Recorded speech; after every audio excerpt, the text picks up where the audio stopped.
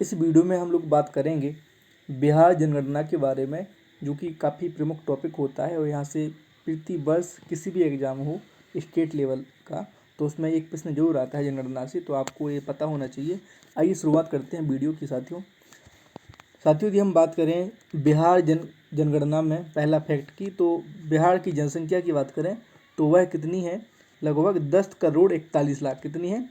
10 करोड़ 41 लाख, इसको लिखेंगे फिगर रूप में। और वैसे बात की जाए तो 10 करोड़ 40 लाख 99,452 ये क्या है, बिहार राज्य की जनसंख्या है 2011 की जनगणना के अनुसार। ठीक है। इसमें यदि हम पुरुष और महिला की बात करें तो पुरुष की जो जनसंख्या है वो है 5,42,78,157। ठीक है। और महिला की बात करें तो 4,98,21,295। ये क्या है, महिला जनसंख्या। यदि हम फिगर में बात करें, प्रतिशत में बात करें, तो पुरुष के जो परसेंट है साथियों वो 52.14% है और महिला का जो प्रतिशत है वो है 47.86%। ठीक है। तो ये आपको ध्यान रखना है, ये पूछ लिया जाता है कि पुरुष जनसंख्या का कितना प्रतिशत है कुल जनसंख्या में से, तो वो है 52.14%। ठीक है। यदि हम बात करें दशकीय जनसंख्या वृद्धि दर की, जो कि 2001 और 11 के मध्य की, तो वो है कितनी, 25.4। और इस मामले में यह देश में 6वें स्थान पर है। कौन? बिहार, दशकीय जनसंख्या वृद्धि दर के मामले में। जनसंख्या घनत्व की बात करें तो देश में प्रथम स्थान है बिहार का और यह 1106 प्रति वर्ग किलोमीटर है ना। और यदि हम बात करें 0 से 6 आयु की जनसंख्या की, यानी तो इसकी बात करें तो इसमें जो इसकी जनसंख्या है 0 से 6 आयु की जनसंख्या, तो उस मामले में बिहार दूसरे स्थान पर है और इसकी ये जनसंख्या है 1,91,33,964। ठीक है। लिंगानुपात की बात करें तो 918 है और 25वें स्थान पर है, देश में है। साक्षरता की बात करें तो 61.8% बिहार राज्य की साक्षरता है, जो कि देश में सबसे कम है। और पुरुषों की बात करें तो पुरुष साक्षरता है 71.2% और महिला साक्षरता है 51.5%। जनसंख्या की बात करें तो उसमें अनुसूचित जाति का जो जनसंख्या है वो है साथियों 1,65,67,325। और इसका प्रतिशत की बात करें तो वह है 15.9%। और अनुसूचित जनजाति की बात करें तो यह है 13,36,573 और इसका प्रतिशत कितना हुआ, 1.3%। ठीक है। यदि हम बात करें नगरीकरण की, तो जो शहरी जनसंख्या है, नगरीकरण यानी शहर में कितनी जनसंख्या रहती है, तो बिहार राज्य की कुल जनसंख्या का 11.3% नगरों में रहती है। ठीक है। सर्वाधिक जनसंख्या वाले 3 जिलों की बात करें, टॉप 3 जिलों की, तो पटना, पूर्वी चंपारण, मुजफ्फरपुर। तो सबसे टॉप पर पटना है, फिर पूर्वी चंपारण, फिर मुजफ्फरपुर। तो पटना की जो जनसंख्या है वो कितनी है, 58,38,465।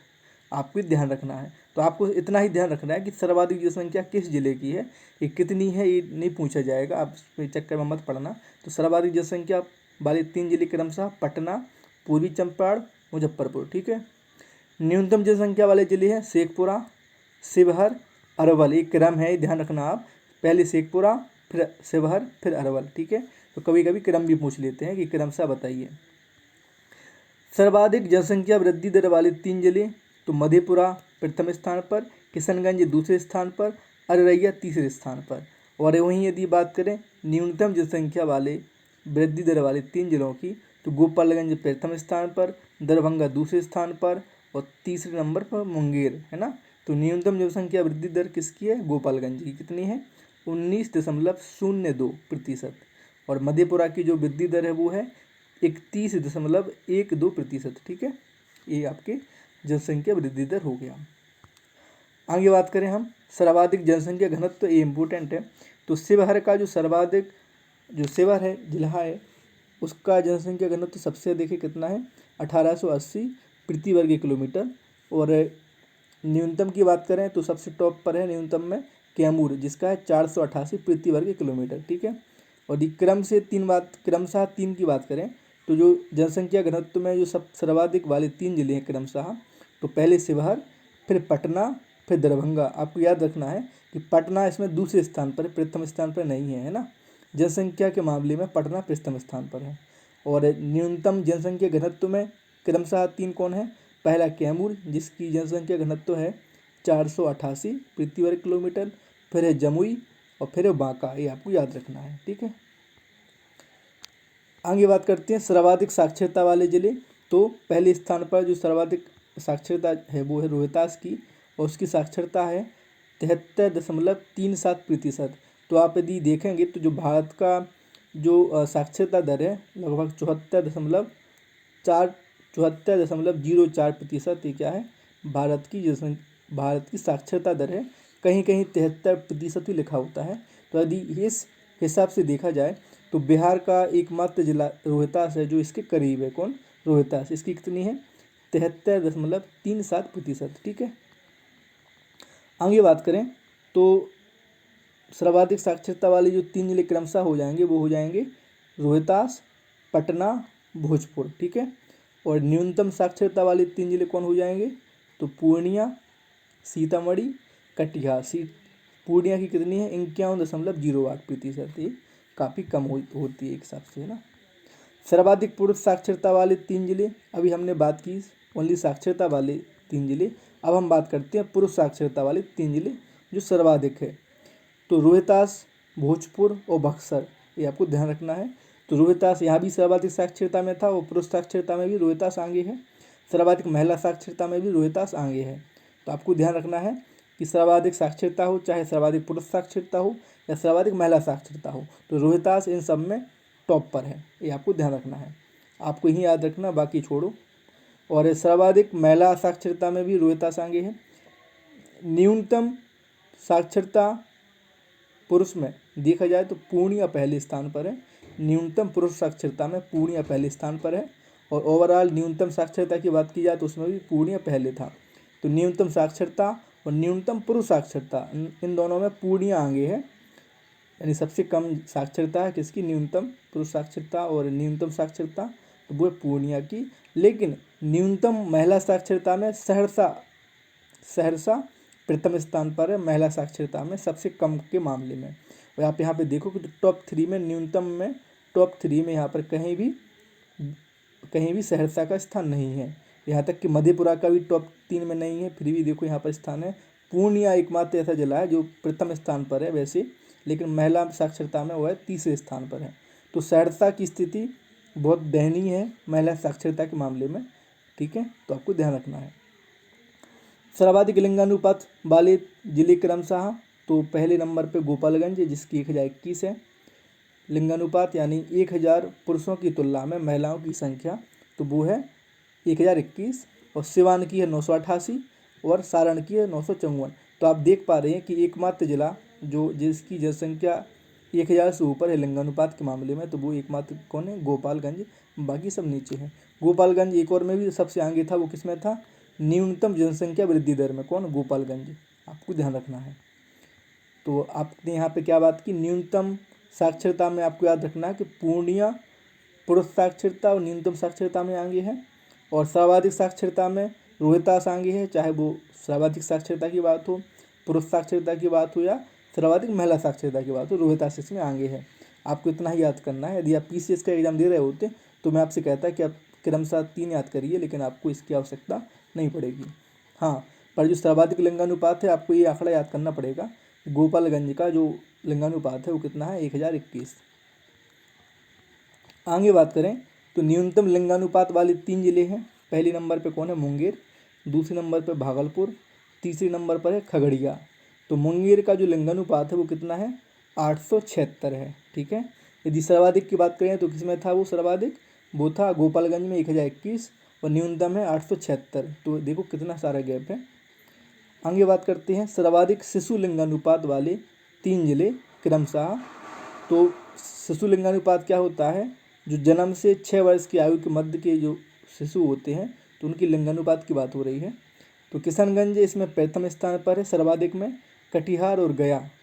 और न्यूनतम शिशु लिंगानुपात की बात करें तो वो है उसमें वैशाली पहले, दूसरे पटना, तीसरे मुजफ्फरपुर। इसमें देखो पटना का नाम है ना, पटना का कितना है? 909। न्यूनतम शिशु लिंगानुपात के इस मामले में यह दूसरे स्थान पर है। तो सर्वाधिक शिशु लिंगानुपात में टॉप पर किशनगंज और न्यूनतम शिशु लिंगानुपात में वैशाली, आपको याद रखना है। आगे बात करें, सर्वाधिक नगरीय जनसंख्या कहाँ पर है? पटना में, फिर इसके बाद भागलपुर में, फिर गया में। तो इसका अर्थ क्या हुआ कि जो ज़िला है उसकी बात की जाए तो उसकी ज़िले की कुल आबादी का प्रतिशत नगर में देखा जाए तो सर्वाधिक जो नगर में रहता है वो पटना में रहता है, फिर भागलपुर में और फिर गया में। और सबसे कम जो रहता है वो रहता है किसमें? शिवहर में, फिर अरवल में, फिर कैमूर में। इसका अर्थ क्या हुआ कि जहाँ न्यूनतम नगरीय जनसंख्या है तो उसका अर्थ क्या हुआ कि वहाँ पर ज़्यादातर लोग कहाँ रहते हैं? गाँव में रहते हैं, ठीक है। और यहाँ पर सर्वाधिक लोग रहते हैं नगरों में और कम रहते हैं गाँवों में, किसमें? पटना में, ठीक है। आगे बात करते हैं, तो सर्वाधिक अनुसूचित जाति जनसंख्या वाले 3 जिले कौन है? तो गया है, फिर पटना और समस्तीपुर। तो टॉप पर कौन है? गया। न्यूनतम अनुसूचित जाति में 3 जिले जनसंख्या में, तो वो हैं शिवहर पहले है, फिर किशनगंज और शेखपुरा। किशनगंज की भी हमने बात की थी, किशनगंज किस में आगे था? शिशु लिंगानुपात में सर्वाधिक था। और शिवहर की बात की जाए तो शिवहर यहाँ पर किस में आगे था?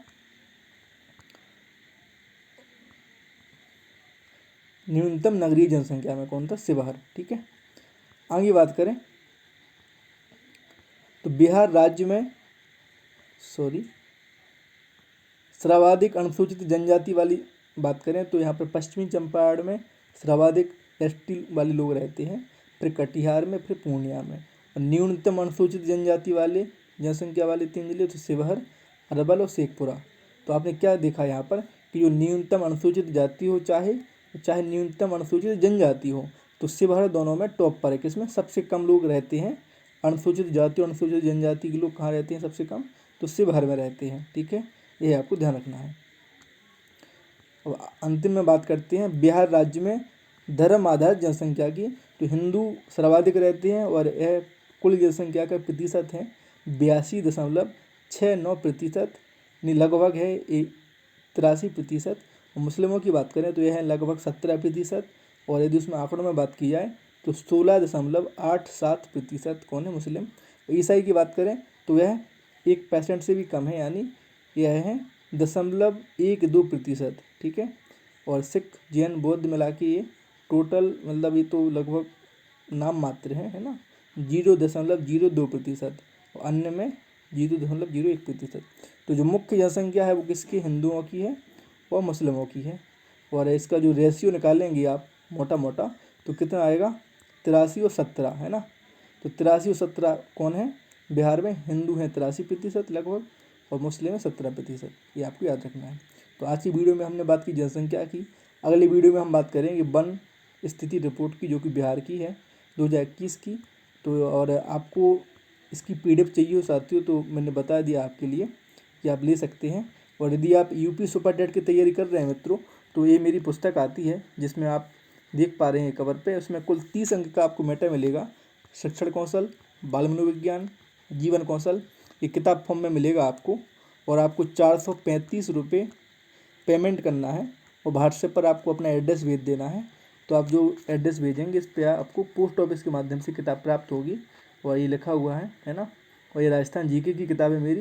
यदि आप रीट राजस्थान की कोई भी परीक्षा देना चाहते हैं तो आप ये किताब ले सकते हैं। और ये किताब पूरी रंगीन में है ना। और इसकी जो PDF की लिंक है, सैम्पल लिंक है, तो वो मैं डिस्क्रिप्शन में दे दूँगा, तो आप वहाँ सब देख सकते हैं, ठीक है साथियों। तो वीडियो देखने के लिए धन्यवाद। जय हिंद, जय भारत।